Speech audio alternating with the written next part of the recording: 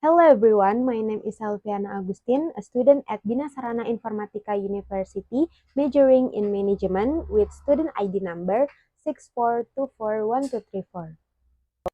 Okay, let me introduce myself. I am Selviana Agustin as a representative from America as a special staff of the Ministry of Trade. In this capacity, I am tasked with analyzing trade policies and mediating cross-country dialogue between America and China, and including building trust with our Chinese partner is BYD company or Build Your Dream company. As a diplomatic bridge, I will explain technical issue and solutions to problem in clear language. First is the background of the US and China tariff war. This is began in 2018 when the Trump administration imposed large tariff to reduce the US trade deficit with China. Many goods, including electronic and steel, were hit with tariff of up to 25%. The Biden administration has continued this approach, tightening tariffs to protect domestic industries such as automotive. President Biden recently imposed a 100% tariff on China-made electric vehicles. This decision was based on the view that China provides massive subsidies to its EV producers, giving them an unfair advantage over US manufacturers. The US also cites forced technology transfer and intellectual property violations. These trade measures are commonly portrayed as an American strategy to protect key industries, reflecting tension in global commerce. Okay, next we have the reason for tariff on BYD company. The first is protecting US domestic electric vehicles industry, and then allegation of massive subsidy from Chinese government to BYD, and then concern over data security and technology transfer, and the last is reducing trade deficit with China. And this decision is meant to respond to unfair threat, especially because China is believed to strongly support its EV companies with subsidies. Now, almost all Chinese EV face very high import costs in the US. BYD, the biggest EV company in China, is a main target of this policy. Even though BYD has grown in many countries, it sells very few cars in the US. However, its influence in the market makes it an important symbol. The US hope that this high tariff will help American companies compete more fairly. Okay, right now we have a chart. This chart is illustrated the trend of electric vehicles export from China to the USA from 2018 until 2025. The export value is jumped from just $7 million in 2018 to nearly $389 million in 2023.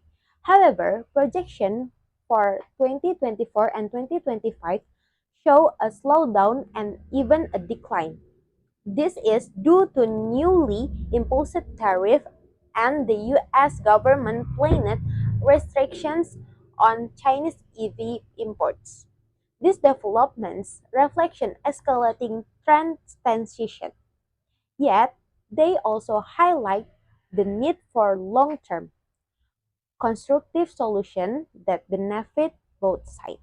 Okay, next is benefit for BYD company if complying with US regulation. The first is the BYD company can have legal access to the world's largest automotive market. Second, long-term trade stability between both nations. And third, it changes global reputation and attract foreign investor. And fourth, potential for tech collaboration with US auto companies, and the fifth, opportunity for future tariff reduction through transparency. Overall, this approach helped BYD enter the US market, lower transaction price, and build stronger industrial relations. Okay, next is proposed solution for cooperation. The first one is BYD can open a factory in the US to create local jobs. And the next, increase transparency in financial reporting and subsidies. And then gradual tariff negotiation based on actual trade data. And then next, we have collaborate in clean energy and EV innovation. And then the last is commit to US safety and data privacy standard. And then solving this issue need teamwork. The US and China should talk more through Trade Forum or the World Trade Organization, find fair solution. Their companies could also form partnerships. From this way, both countries' goals can be met fairly. Okay, next is US government commitment. The first is support open and fair investment climate, and then ensure transparent and balanced regulation, and then encourage collaboration in green tech innovation, and open to strategic trade dialogue with China. And then this commitment is shows the US aims to protect its economy without turning away from global cooperation. The US also invests in innovation, offering support from green tech and clean energy. Working with China on climate issue is since important, and experts believe shared goal can lead to better relations. The key message: the U.S. stand for fairness, partnership, and progress through cooperation. Next, we have vision for future collaboration. The first is global EV market development to reduce carbon emission. And then second, regulatory standardization across borders.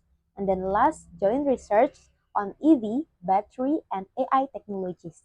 Going forward, the US and China have a big chance to work together in speeding up the global shift to electric vehicles, with climate change becoming urgent. Joint EV effort could make a major difference. In this vision, BYD is not just a car maker, but a global innovator working with US partners. Okay, and the last, let's open a constructive dialogue and bridge difference. BYD and the USA can lead green cooperation and mutual growth. And I encourage all sides to keep an open and honest dialogue between our industry and our government. Policy gaps should not block progress. They can lead to new way of working together. BYD has great potential to create partnership that benefit both sides, not just in business but also in green tech and innovation. Together, we can shape a fair and sustainable future for global trade. Okay, everyone, I think that's enough for today, and I do apologize if I have any mistake at word and pronunciation. And thank you very much for your attention. Thank you, and let's keep in touch.